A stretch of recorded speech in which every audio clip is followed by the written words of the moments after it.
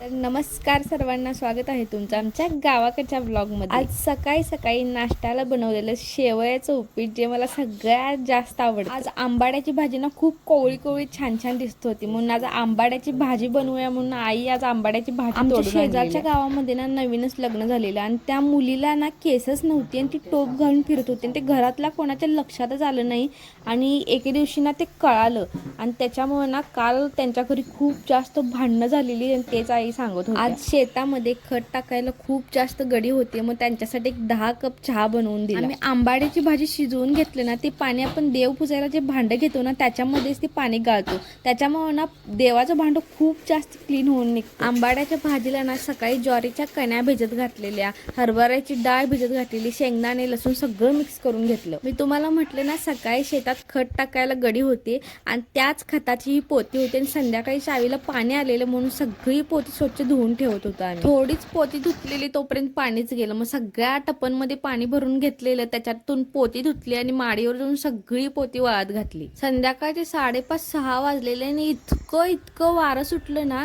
की ते वाऱ्यामुळे आमच्या घराच्या पलीकडे असलेले शेवरीच झाडाची ठांपीच तुटली। ठांपी मोडून तिथेच लटकत होती म्हणून त्याला दोरीमधून आम्ही तोडून काढलो। संध्याकाळी 7:30 वाजलेले आणि थोडा थोडा असा उजेड पडलेला, तरी पण लाईट गेलेली म्हणून सगळीकडे असा अंधार होता।